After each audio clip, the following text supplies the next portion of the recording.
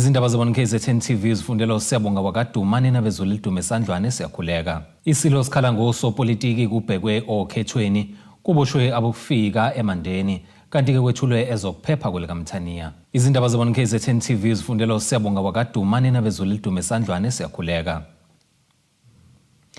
Isilomiso uZulu kwaZwelithini sithi njengoba sekusondele ukhetho lohulumeni wasekhaya lwangonyaka ozayo sinxusa amaqembu ezombusazwe kuba bengasebenzisi amakhosi asendlunkulu ukuzuza amaphuzu epolitiki emphakathini. Ingonyama isho kanje ngesikhathi yethula inkulumo yayo kumkhosi wokudala ubumbane endlunkulu. Isilomiso uZulu kwaZwelithini ngesikhathi sethula inkulumo yaso kumkhosi wokudala kubumbano lwasendlunkulu esigodlweni eMashobeni oPhongolo sidonsa ngendleba amakhosi asendlunkulu njengoba sekusondele ukhetho lohulumeni bezindawo lwango-2026 ukuba kaziqhelelanise nepolitiki. Bantu bepolitiki sewukhethweni angazi ukuthi singenze njani ukuthi amakhosi angibambele amagquma nami angazi ukuthi singahamba siyoyikhiyela kuphi kuze kuphele ukhetho. Ikibambane nje singayikho kusabathe ngokweqiniso ngoba phela ipolitiki lokhu thina singekho futhi ngaba senzi okungekho nabendlu ekubeni isizwe ngoba isizwe siyazi ukuthi awulungile bengadlala ngathi labo bepolitiki kodwa ikhona ingweyama yethu akhona amakhosi ethu nabendlovu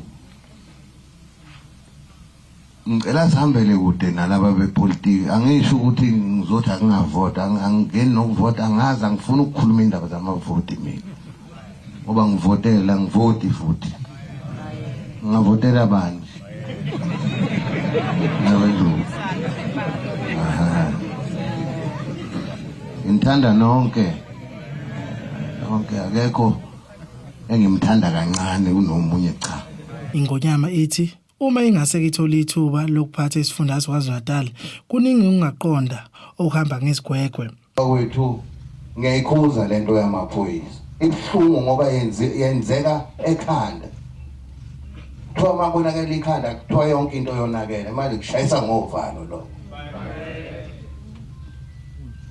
Mina ngishayiswa uvalo ukuthi baphethe lento yenzeka ngesikhathi kuphethe mina. Ngathi yimi lo hamba nalelishwa ngoba bingenzeki lento kumdlomba. Mina ngiyafisa ngempela ke benginike ke ngiyibambe nje iKwaZulu Natal iyodwa nje insuku ezintathu ngibambe nje ngedwa nje ufike lodwa kuningi okungalunga nabesilo ngiyanithembisa kuningi. Iphoyisa ngaba iphoyisa isosha kube yisosha. Angithi ngizogxeka bakwethu kodwa ngiyakhala angeke sithule konakala. Amaqembu ezombusazwe njalo kuma ke sekusondele ukhetho ayeke ephumeke umkhankaso ezindaweni ke zamakhosi ukugaya kamavoti.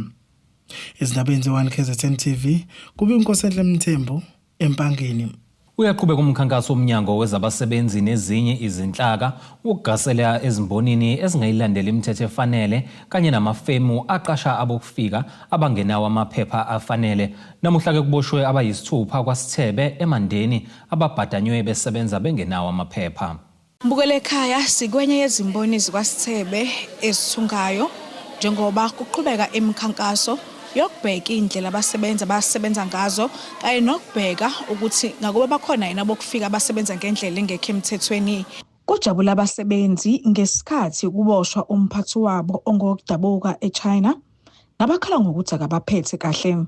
Siyasebenza phela ngoba siyayidinga imali but asikho right isimo just ukubezela nje. Kodwa mina ngiyathunga ke mangithunga Monday to Friday ngihol 400. Mangifuna 500 ngizimele ngene neSunday. Yabo that's it nje. Abaphathi impatho baniphethe kanjani? Ya, abaphathi ngabachaza ngithini nje. Siyaphila nje ngoba phela kuyaphilwa Nkosi yami kodwa nje singosapi. Mhlawumbe esingazazi aseChina. Kusuke sekwenze njani mase nibiza ngalezo zinto? Mayibona nje ukuthi siyasebenza kancane nje ukuhamba lathi. Sapi quickly ya. Quickly ya. Chaza ukuthi kumele sisheshise quickly. You know. And sometimes uma uye toilet uyaqalela ukuthi uhambe isikhathi esingakanani. Sometimes akukhathele ngisho imali mayithola mhlawumbe usamile ama-toilet mancane lapha. Thothi mhlawumbe usamile ulinda abantu bephuma ema-toilet. Uthola ukuthi uzofika yena ngaleso sikhathi abese ekuthatha lokho ekuthethisa akuthuka abese eyokukhathela imali ayithanda kuyikhatha ekhadini lakho. Isikole esiphezulu kulomnyango uthi benzile imikhankaso emva kokuthola izikhalazo ezahlukene ezithinta imboni yendwangu ngokungayigcini imithetho yabasebenzi. Siqale nje kule maviki adlulile lapha eNewcastle sabona ukuthi kule viki masibelana nje sihamba nosekela ngqongqoshe wethu uSibiya bese sihamba noInspector General sizela ku-textile industry njengoba sizwile nje ukuthi lana umthetho wabasebenzi awulandelwa and futhi masifika lana ke sithola ukuthi ngempela kuqashwa abantu bangaphandle abanganamvume yokusebenza la eNingizimu Afrika and futhi abantu abakhokhelwa ngendlela efanele ekukhokheni okuncane woholo okushuka ukuthi okuthiwa i-national minimum wage sathola futhi ukuthi nezokuphepha azilandelwa lana eSithebe njengoba lana sisesithebe nje amankampani amaningana noma ama-factory amaningana esesiye kuwona namhlanje nje se-Rongshaw Rongshaw Clothing khona la eSithebe. Bangaphezu kwamakhulu amabili abantu asebeboshiwe kulomkhankaso othathe izinsuku ezintathu. Kulabo ababoshiwe namhlanje abaseMalawi kanye naseZimbabwe. Oyedwa wesifazane ukhala isililo ngesikhathi eseyongena evenini. Lo mkhankaso ubuhlelwe umnyango wezabasebenzi kanye neminye iminyango bamsene nomasipala waseMandeni uqale ngosuku lwangolesibili njengoba namhlanje bekuwusuku lwesithathu ukhona. Ngutebogo Sibisi wezindaba ze1 KZN TV ku Channel 261 ngikwasithebe eMandeni. Kwethulwe izinhlelo zezokuphepha kwaZulu Natal njengoba kuqala ke isikhathi samaholide kaZibandlela. Umkhuzi wamaphoyisa kulesifundazwe uJenene Nhlanhla Mkhwanazi uveze ukuthi ke imicimbi yabafundi yokuzijabulisa uma beqeda ukubhala izivivinyo kuba ngezinye zezinto ezinyusa ubugebengu abakhathazekile ngazo. Umkhwanazi uthi amaphoyisa azotshalwa esifundazwe sonke njengoba sewanda isihlava sokulahleka kwezivakashi. Inkinga enkulu ebhekana namaphoyisa ngalesikhathi izinkinga ezidalwa imbhiyozo yabafundi bakamatikuletsheni yokuqeda ukubhala. Lokhu kudalulwe umkhuzi wamaphoyisa kwaZulu Natal ngesikhathi kwethula uhlelo lokulwa nobugebengu njengoba kuqala isikhathi samaholidi okuphela konyaka. In the province of KwaZulu Natal, the phenomenon of pens down and explosion parties is prevalent, especially in the Thekwini region and also neighboring district of Ilembe around Palito. We are issuing a stern warning against those grade 12 learners who are now busy with their final examination, that their focus should be on what lies ahead. These parties must not be used to end their lives, and these parties must be treated in a manner that it's a celebratory parties and not parties that are going to cause mayhem to the local communities where some of these kids are going to fall victim of rape and assault and even murder. Abahweba ngokudayisa inyama yemfuyo nabazokwenza ke imicimbi kuvele ukuthi kuzodingeka ababe nezicucu eziqinisekisa ukuthenga kwayo ngenhloso ke yokunqanda ukwebiwa kwayo kanye ke nokunye okuningi okubaluleke njengengxenye yamaphuzu ali10 okuzoxelwa kuwo. Gender-based violence, as I've mentioned, the combating of aggravated robberies, focusing mainly on trio crime, enhancing border security, as I've mentioned, with the countries that are our neighbors, dealing with illicit economy and serious organized crime. We're going to focus largely, the province has been doing a lot in recovering firearms, but we're going to up our efforts this time of the year by looking for illegal firearms, focusing on liquor and second-hand goods. Urban decay and hijacked buildings, it's a problem for us. So therefore, operations are going to be focusing in those areas as well during this period. The tourist safety and protection of economic hubs, it's a focus area. Focus area number 10 is extortion and kidnapping. We've been seeing a lot of these kidnapping happening lately, Premier, and our plan are focusing in all those areas, including these kidnappings. Abezinhlaka ezahlukene zezokuphepha bebedelebhela bebuyisa nangazo zonke izinsiza abanazo abazoyisebenzisa ukulwa nobugebengu ngalesikhathi kanti undunankulu uthi ke isifundazwe sesimi ngomumo. We are making a call that KwaZulu-Natal is ready and the assurance of safety is there. The deployment of men and women has been in fact enhanced to ensure that there is safety in the KwaZulu-Natal. But at the same time, making a call that citizens in this province have a responsibility of the safety of themselves and the safety of the others. And Ezindabeni zwan KZN TV kubi kuntomkhona Mvubu ngesethekwini. Umeya kamasipala umzi wabantu uSiboniso Zungu uxwayisa osomabhizinisi abancane ngobungozi bokudayisa ukudla okungaphephile. uZungu ukhala ngokuthi ukudla okungaphephile kuyagulisa umphakathi. Usho kanje ngesikhathi eqhubeka umcimbi wokuqeqeshwa kwabapheki abangosomabhizinisi ngezindlela ezahlukene zokuphathwa kokudla nobubanjelwe ke eHarding. Kuqeqeshwe kwaphinda kwakhuthazwa abapheki abadayisa ukudla ukuba baqikelele ukuthi bakhipha ukudla okuphephile emphakathini. Namhlanje ke simeme osomabhizinisi abancane basemizwa abantu la sizobaqeqesha khona ke ngokuphathwa kokudla. I-target yethu ukuthi ke sithole labo somabhizinisi ama-caterers nalabo abadayisa edolobheni abapheka ukudla. So siyabaqeqesha ke kutheni fanele pheke kanjani ukudla nequality nazo zonke lezo zinto. Ingakho ke nje khona lapha yasiceleke iunit le environmental health yasogwini ekutheni izosilekelela ke kulokho esifuna uku-achieve. Sifuna abosomabhizinisi bethu abanye ke babe nayo yonke le compliance le edingekayo ukuthi usomabhizinisi ophatha ukudla. So iprogram namhlanje ke imayilana nalokho. Ngiyathola ke futhi ukuthi attendance yinhle impela izabanye besafika ke because abantu asebekhona lapha ba between 30 and 40 abakwazi ukuthi bafike okwamanje. Belwamukela lolu qeqesho. Labapheki bathi yize belujabulela lolu hlelo zisaningi izinkinga ababhekene nazo ekuthuthukiseni amabhizinisi abo. Sikubaleka kakhulu nje lokho abasenzela kona ukuthi sikwazi ukuthi sikhandlisha kanjani ukudla, sikwazi ukuthi singamoshi ukudla kwama customer wethu. Ingqinamba enginazo kakhulu okwe equipment.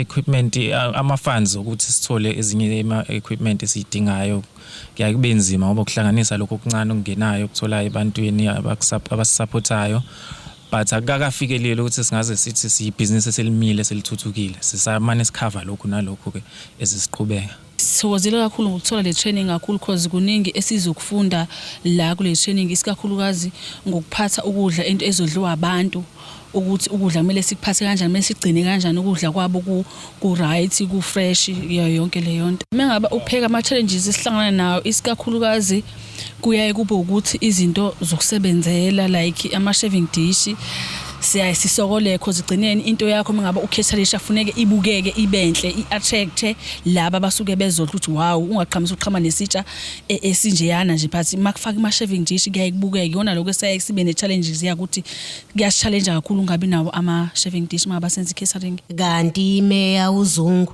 uthi zikhona izinhlelo abanazo njengomasipala zokulekelela osomabhizinisi. Khona ke advertise ikhiphile njengamanje la simeme khona ka MSMEs asemizwa abantu nala sizobeke sibheke ukuthi ke sixhase baxhasa kanjani sizobaxhasa kabanye ke equipment engadlulile ku 30,000.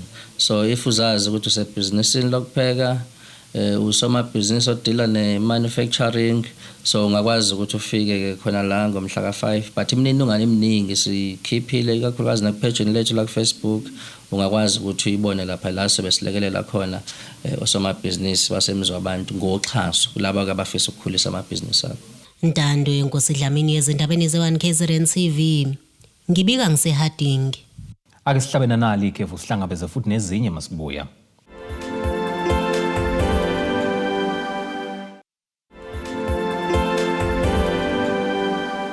Asibingelele siphinde sikwamukele ukuthi usanda kubukela izindaba zethu nazi izihloko esifolo sangazo namhlanje. Isilo sikhala ngosopolitiki kubhekwe okhethweni kuboshwe abokufika emandeni kanti ke kwethulwe ezokuphepha kwelikaMthaniya. Iphoyisa elethula ubufakazi kwikhomishana kaMadlanga ufakazi uC uthi ngosuku ababopha ngalo uVusumuzi Khet Matlala wabatshela ukuthi loyo owabe engungqongqosho wamaphoyisa uSenzo Mchunu engxoxweni abe nayo noMatlala wayekhathazekile ngophiko olwabe luphenya ngokusocongwa kosopolitiki ngoba ke wayexhasa umkhankaso kaSenzo Mchunu wokungenela isikhundla sokuba ngumongameli weANC. Ufakazi uC uthi wabe esebenza njengomphenyi ethimbeni lamaphoyisa eliphenya ngokubulawa kosopolitiki. Ufakazi uC uveze ukuthi uVusumuzi Khet Matlala ngesikhathi keboshwa wathi uqophe bonke ubufakazi ngobudlelwane enabo noBrian Mokgotsi kanye nomngqongqoshe wamaphoyisa osamisi uSenzo Mchunu ngezenzo zabo zobugebengu futhi wabe sekulungele ukunekela ke izwe. On the date that we arrested him, he had informed us that he had sent a text message to Mr. Mokgotsi that he had recorded everything and he was going to expose everything.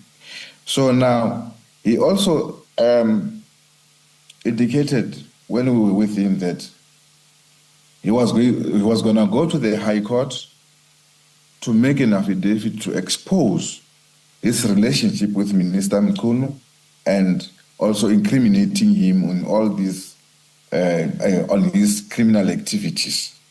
Ufakazi uC uthi uMatlala engxoxweni ababanayo noMchunu wayelindele ukuthi amvikele engaphenywa ngamaphoyisa ngoba wayemxhasa ngemali yokukhankasela esobumengameli kuANC.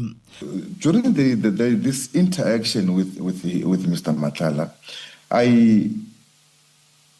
I felt that Mr. Matlala was very frustrated because on one hand he is funding the Minister Mchunu's presidential campaign, and he expected the minister to assist him in stopping the police from investigating him, and whereas now Mr. Mchunu and his group are failing to protect him on that sense. And on the other hand, again,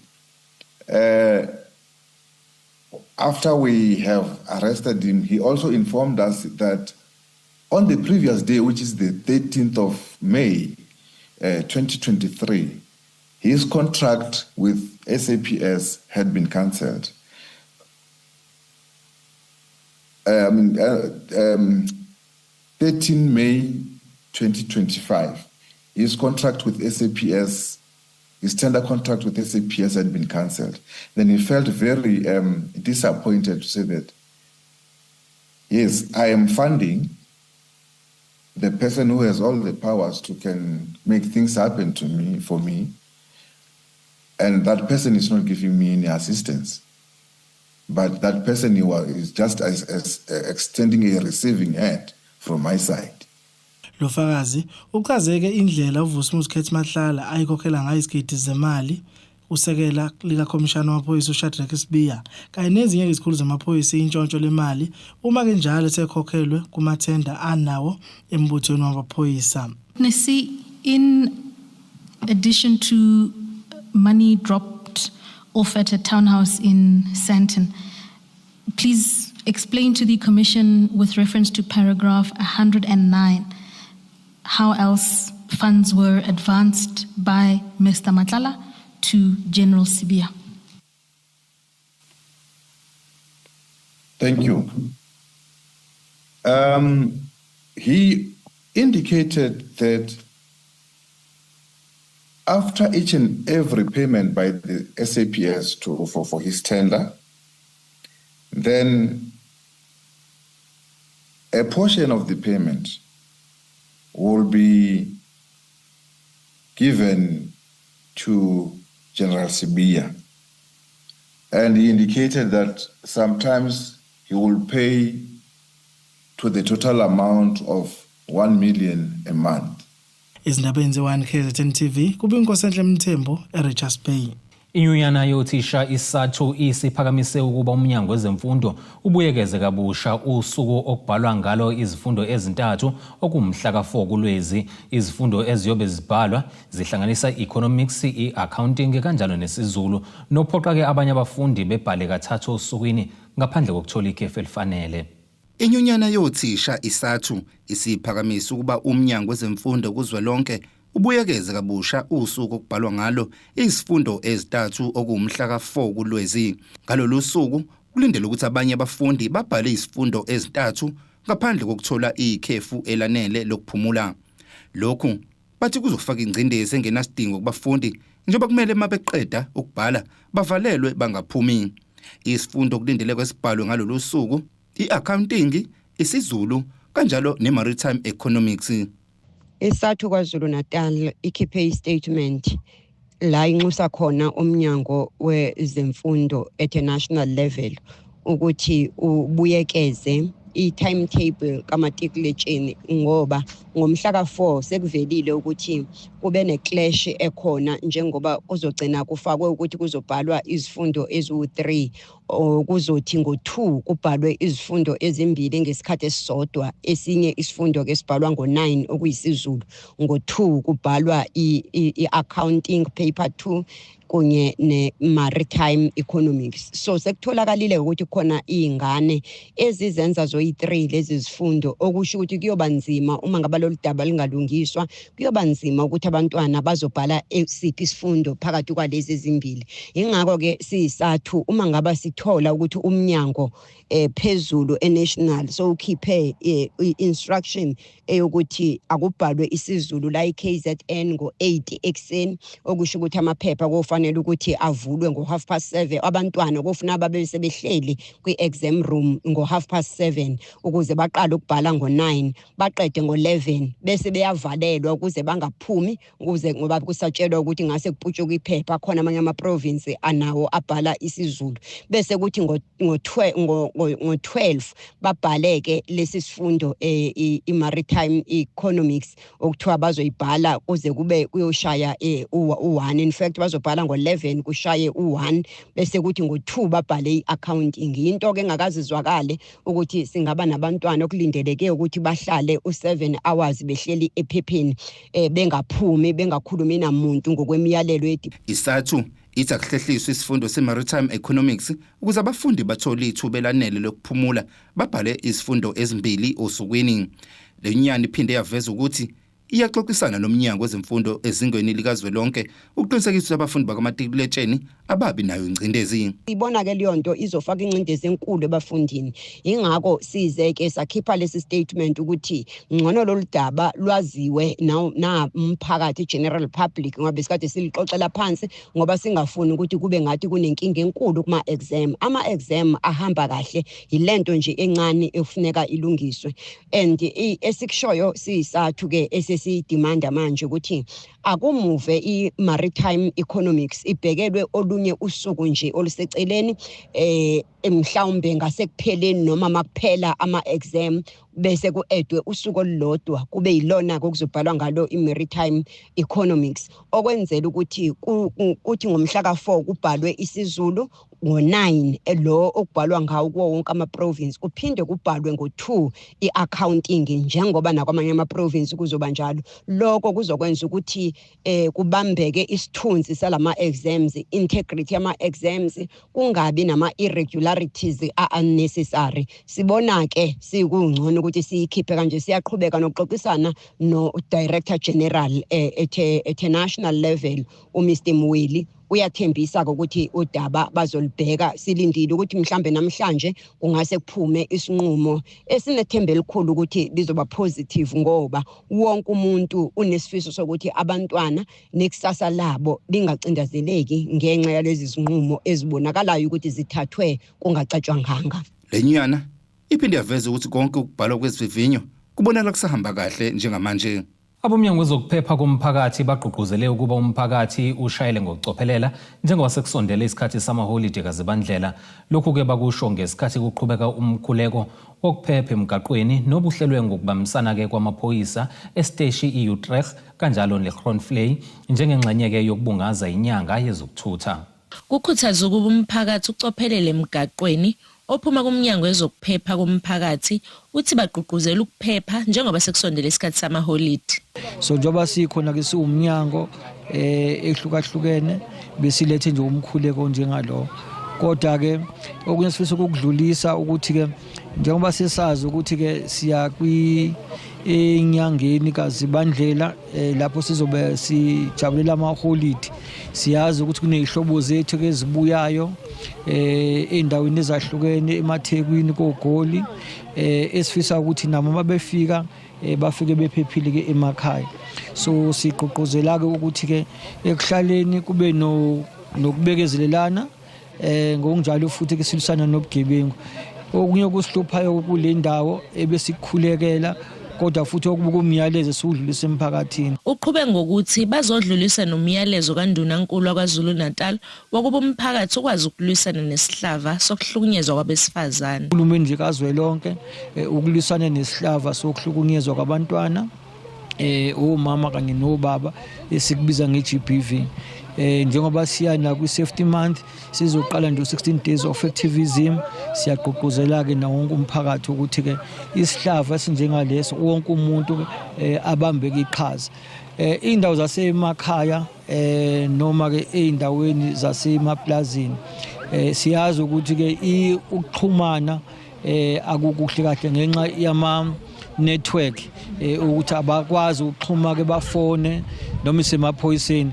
Kodwa kuqinisa lezi inhlaka njengoba sineyinduna sinama CPF namalungu omphakathi mayibamba iqhaza kuzokwenza ukuthi uma kuqhamuka ingqinamba enje isheshe inqandeke sikwazi ukuthi ke ekuhlaleni ke sixazulule. Kanti we-CPF uthi balindele ukuba umphakathi ukwazi ukuzimela uma bebona okungalungile kwizithutha abazigibela njalo. Iqhaza esizolibamba la ukuthi senze ama-awareness ngokufundisa umphakathi esihlala kuwo mayelana nokubaluleka ukuthi uma uzoya emgwaqweni awukwazi ukuthi ungayodrive imoto uphuzile. Uma ngabe ungudriver ungavumeli ukulayisha i-overload. Nababagibeli bangavumeli ukuthi athi ngipintshise ngoba nakho sekulate ngoba ikona okunye okuyimbangela yokuthi kwenzeke ingozi. Okubaluleke kakhulu ukuthi ungaforce ukugibela emotweni. Nanokuthi uma ngabe imoto uyibona imoto ukuthi ayikho right musukuforce ukugibela kuleyo moto ngoba lokho kungenzeka uthatha impilo yakho nomunye umphakathi nawo nje usifundise nje ukuthi ukwazi ukuthi cha entweni mayingalunganga bese kuba nawo uphuzo oludakayo kakhulukazi ingozi eziningi zenziwa uphuzo oludakayo. Sibonile ngesikhathi seCovid ingozi azange zibe khona. Kubi kuthobe kadlala ezindabeni ze1 KZN TV ngisemadlangeni. Ake siphinde futhi sihlabena nale lenye ikhefu siyabuya nengozi ezomnotho kanjalo nezemidlalo.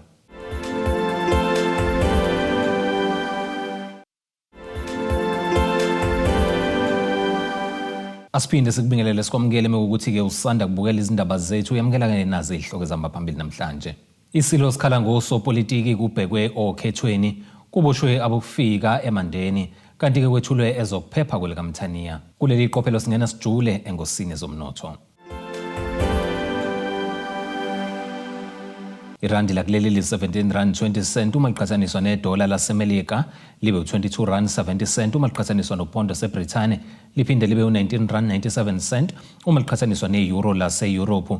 Igolide ke lona lingu $3,960 4 cents i-ounce kuthiwa longahluziwe ube $64.92 umphongolo.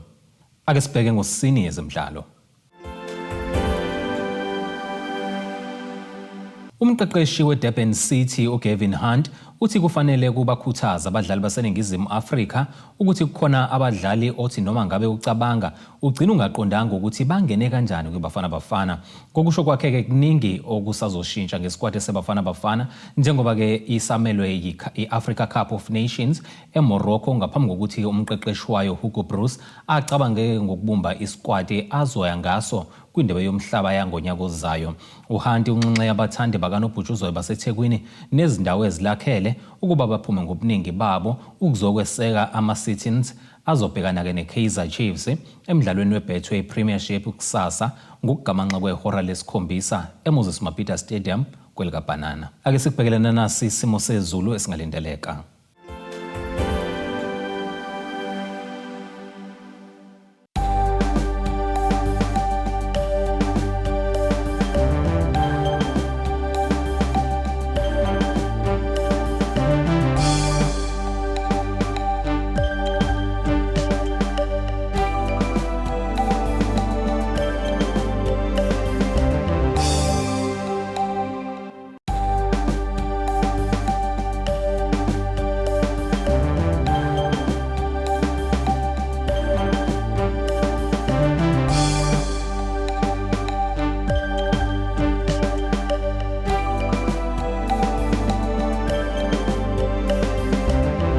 izulu omnyama kamalandelo ndlela zimhlophe ngeziguqisa-ke ebesikuphathele zona namhlanje hlangabeza futhi noma kanjani kusasa ngesikhathi esifanayo. Abethuli bethu bezindaba baxhaswe iThuli's Bayview Bridal. Ungabashayela kulezi zinombolo ezivelile